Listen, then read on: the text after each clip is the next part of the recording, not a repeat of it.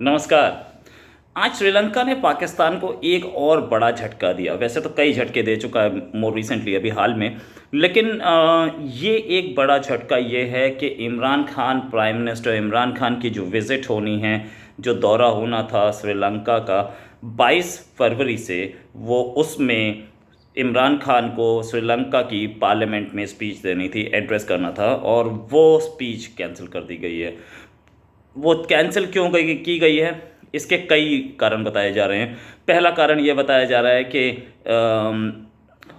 जो सोर्सेज के हिसाब से खबर है वो ये कि हो सकता है कि इमरान खान वहाँ पे चांसेस ये थे, जो कि करते रहे हैं, कि वहाँ कश्मीर का इशू उठाते, और ये श्रीलंका नहीं चाहता था कि वहाँ पर कश्मीर की बात की जाए, क्योंकि इंडिया से रिलेशंस ख़राब करने की बात बनती, और उनको एक फोरम दिया जाता, उनको एक ऐसा मंच दिया जाता जहाँ पर वो कश्मीर इशू फिर से इंटरनेशनलाइज करते। इंटरनेशनल इश्यूज, इंटरनेशनल फोरम्स पे ये कश्मीर का इशू बहुत बार उठा चुके हैं प्राइम मिनिस्टर इमरान खान, और जहां मौका मिलता है वहां पर उठाते हैं। यहाँ पे भी पूरी चांसेस थे कि वो इस इशू को उठाते। खैर, ये मौका देने से पहले ही कैंसिल कर दिया गया। ये श्रीलंका ने बहुत ही समझदारी का काम किया। इसके साथ साथ एक और जो थ्योरी सामने आ रही है वो ये, एक और जो एक्सप्लेनेशन सामने आ रहा है सोर्सेज से, वो ये कि 2015 में हमारे प्राइम मिनिस्टर नरेंद्र मोदी वहाँ गए थे और उन्होंने पार्लियामेंट को एड्रेस किया था।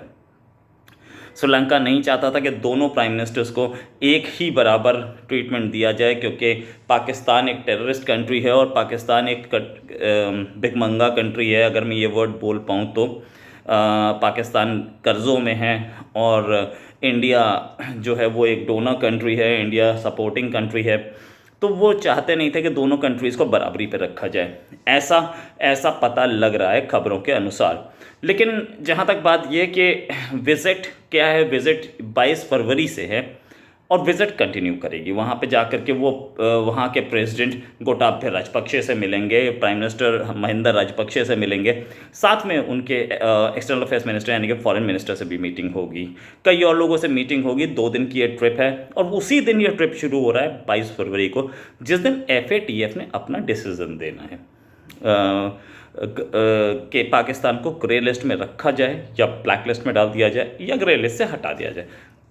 उस दिन इमरान खान के पास एक बड़ा फोरम होता जिस पर वो कश्मीर की बात करते, जिस पर वो इंडिया के खिलाफ प्रोपोगंडा करते, इसमें कोई शक नहीं है।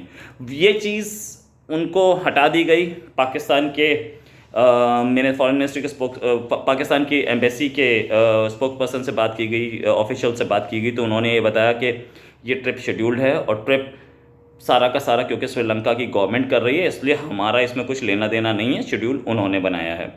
साफ दिख रहा है पाकिस्तान नाराज़ है इससे, लेकिन क्या करें, नाराज़ होने का रीज़न तो है, लेकिन कर कुछ नहीं सकते, क्योंकि श्रीलंका इतनी परवाह करता नहीं पाकिस्तान की। विज़िट पहले से शेड्यूल्ड थी, विज़िट चल रही थी, विज़िट कैंसिल नहीं की जा सकती थी, तो प्राइम मिनिस्टर इमरान खान को बोला गया कि आप आइए, मिलिए, कोई प्रॉब्लम नहीं है, लेकिन आप यहाँ पर बैठ के एंटी इंडिया प्रोपेगेंडा करना आपके लिए अलाउड नहीं होगा। ये क्लियर वर्ड्स में बता दिया गया है ये स्पीच कैंसिल करके। अब प्राइम मिनिस्टर इमरान खान कोशिश करेंगे कि जहाँ पे वो स्पीच दे रहे हैं वो वहाँ पर बोल दें, कहीं पे स्पीच है, कहीं पे मीटिंग्स हैं, उसमें बोल दें तो ठीक है, वो बोलते रहें, कोई फ़र्क नहीं पड़ता, उनके स्पीच से किसी को फ़र्क नहीं पड़ता।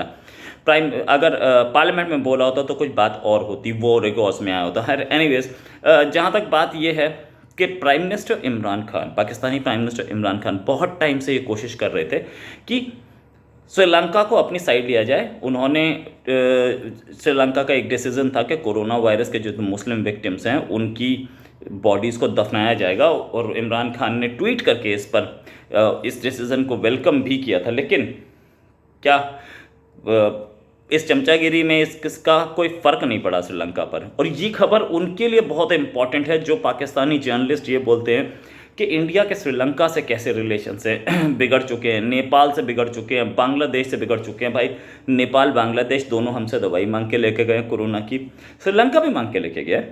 तो और ये कि इंडिया नाराज़ ना हो जाए, इसके लिए पाकिस्तानी प्राइम मिनिस्टर की स्पीच कैंसिल कर दी गई। तो अब कोई और इसके बाद किसी भी पाकिस्तानी जर्नलिस्ट को या एनालिस्ट को किसी प्रूफ की ज़रूरत है क्या कि इंडिया के रिलेशंस कैसे हैं अपने नेबरिंग कंट्रीज़ से और पाकिस्तान के कैसे हैं सार्क कंट्रीज़ से। तो जहाँ तक बात ये कि ये विज़िट, इस विज़िट ने ये तो क्लियर कर दिया कि इंडिया क्या है और पाकिस्तान क्या है। और ये विज़िट कब हो रही है?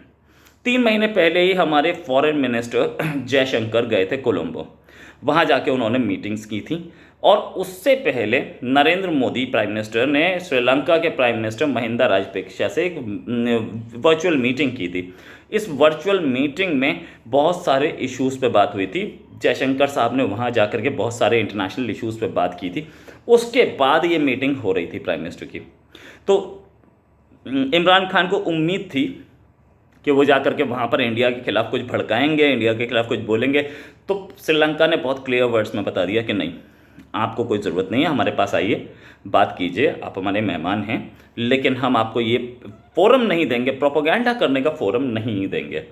अब इसमें एक और चीज़ कि ये उसी टाइम पे हो रही है मीटिंग जिस समय एक तो FATF आ रहा है, दूसरी तरफ 46 UN human rights council Geneva में शुरू होगी। वहाँ पर भी पाकिस्तान के कुछ भाड़े के लोग जाकर के कश्मीर बोलेंगे, चीखेंगे। हालांकि इनके अपने बलूचिस्तान के लोग भी वहाँ पर बोलने वाले हैं और बलूचिस्तान में ये लोग क्या कर रहे हैं वो भी बताया जाएगा पूरी दुनिया को। लेकिन पाकिस्तान ने अपनी पत्ते फिट कर लिए। पाकिस्तान अपने पत्ते फिट करने में एक्सपर्ट है। ये भी खबर आ रही है कि वो अपने कुछ दूसरे कंट्रीज से बात कर रहा है कि उसे FATF से बाहर निकाल दिया जाए। हालांकि एक फ्यूटाइल एक्सरसाइज, बहुत कोशिशों के बाद भी वो बाहर नहीं हो सकता। उसके साथ कोई नहीं खड़ा है और उसके जो उसने काम किया है FATF की लिस्ट से बाहर निकलने के लिए, वो बिल्कुल ज़ीरो के बराबर है। कोई उसकी परवाह नहीं करता है। तो साफ दिख रहा है कि पाकिस्तान की तरफ से कोई मेहनत नहीं हो रही है, कोई काम नहीं हो रहा है अपने आप को अपने ऊपर जो टेरर की स्टैंप लगी हो उसको हटाने के लिए, बल्कि और उसमें ज़्यादा मिलता जा रहा है, उसमें ज़्यादा घुलता मिलता जा रहा है। क्योंकि ISI और आर्मी, पाकिस्तानी आर्मी जो कि कंट्री को चलाते हैं, वो सत्ता पे काबिज हैं और वो नहीं चाहते कि ये हमारे हाथ से निकले, ये फाइनेंसिंग हमारे हाथ से निकले, ये पैसा हमारे हाथ से निकले और ये पावर हमारे हाथ से निकले कि हम किसी भी कंट्री में ब्लास्ट करा सकते हैं। एक ऐसी ऑर्गेनाइजेशन जो कि टेरर पे ही चल रही हो, 2 ऑर्गेनाइजेशन, ISI और ISI की एक और विंग है डायरेक्टरेट के, वो भी इसी पे है, साथ में पाकिस्तानी आर्मी, ये दोनों के दोनों ये अपनी ये सहूलियत, अपनी ये जो टेरर की जो फैक्ट्री है, इसे बंद करने की किसी भी मूड में नहीं दिख रहा है। खामियाजा भुगतना पड़ेगा पाकिस्तान के प्राइम मिनिस्टर इमरान खान को। उनकी बेइज्जती तो ज़रूर हुई है लेकिन क्योंकि आर्मी चीफ की बेइज्जती नहीं हुई, इमरान खान की हुई है। और इमरान खान के लिए वो एक मोहरा है, इमरान खान उनके लिए, बाजवा के लिए एक मोहरा है। कल उठा के हटा दिया जाएगा, एक नया आ जाएगा, कोई फ़र्क थोड़ी पड़ता है इससे। बाजवा की अपनी इज़्ज़त बनी हुई है पाकिस्तान में। बाहर सऊदी अरेबिया गया था तो वहाँ के भी राजा ने उनसे मिलने से मना कर दिया था। तो जो हालत है कि पूरे एक के बाद एक इंटरनेशनल लेवल्स पे बेइज्जती, इंटरनेशनल लेवल पे उनको झटके मिल रहे हैं, इसके बाद भी पाकिस्तान को ये नहीं समझ में आ रहा कि हमें काम कैसे करना है और हमें काम करना क्या है। खैर एनीवेज, अगर इनको लगता है कि इसी तरीके से कंट्री चल सकता है और ये चला सकते हैं, तो मेरी शुभकामनाएं इनको कि ये चला लें। लेकिन अब आगे पाकिस्तानी जर्नलिस्ट और एनालिस्ट ये बात तो कभी ना बोलें कि इंडिया के आसपास के जो नेबरिंग कंट्रीज़ हैं वो उनको पसंद नहीं करते, वो उनके साथ नहीं हैं। क्योंकि हम लोगों ने सबको कोरोना की दवाई दी है, सबकी ज़िंदगी बचाने की कोशिश की है और उन लोगों ने खुद हमसे बढ़ के मांगी। और अब तो शायद पाकिस्तान भी शायद मांगने वाला है, ऐसा पता लग रहा है। एक प्राइवेट कंपनी वो हमसे इंडिया से मांगने वाली है। खैर एनीवेज, वो क्योंकि जीवन रक्षक दवाई है, लाइफ सेविंग मेडिसिन है, तो इस पर गवर्नमेंट ऑफ इंडिया ही फैसला ले तो बेहतर है। मैं इस पर कुछ बोलने लायक बनता नहीं हूँ।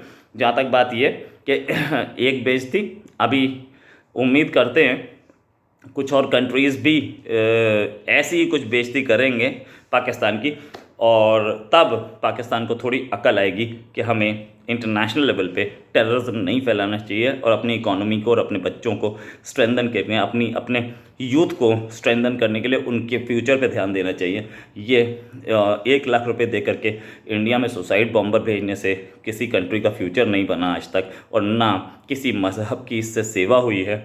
ये बात ना तो पाकिस्तानी आर्मी समझ रही है, ना पाकिस्तानी हुक्मरान समझ रहे हैं। तो ये समझाएगा कौन? जो समझाने की कोशिश करता है उसकी 10-15 दिन के अंदर अंदर लाश मिल जाती है। तो ऐसे बहुत सारे जर्नलिस्ट भी हैं, और मेरे जान पहचान के एक जर्नलिस्ट और भी हैं जिसने पाकिस्तानी आर्मी के ख़िलाफ़ कुछ लिखने की कोशिश की। तो वो एक दिन अब हाईवे से अपने ऑफिस जा रहे थे, तो आगे ISI ने आगे एक गाड़ी लगाई, उनके पीछे एक गाड़ी लगाई, अपनी साइड में गाड़ी लगाई और उसकी गाड़ी को रोक लिया और उठा के ले गए। शाम को छोड़ा गया, बोला कि गाड़ी आपकी वहीं खड़ी है, ले जाना अपने घर। तो कुछ ऐसा होता है, जो आदमी आईना दिखाने की कोशिश करता है इन दोनों को, तो इस ऐसे के बाद कौन बताएगा कि भाई आप गलत चल रहे हैं? सब ये बोलेंगे ठीक है चल रहे हो, चलने दो, मेरा तो चले यार, मैं तो अपनी ज़िंदगी जीऊँ, आप तो मुझे मरवा ही दोगे। तो इसी के साथ नमस्कार, जय हिंद, और देखते रहिए पाकिस्तान की असलियत हमारे चैनल पर। प्लीज़ सब्सक्राइब कीजिए और बेल आइकन को दबाइए ताकि हमारे लेटेस्ट वीडियोस आपको मिलते रहें। हम आपको लीड करेंगे अभी 22 फरवरी तक, जब FATF पे डिसीज़न होना है, उस दिन भी हम आपको लेटेस्ट न्यूज़ देते रहेंगे। अभी के लिए जय हिंद।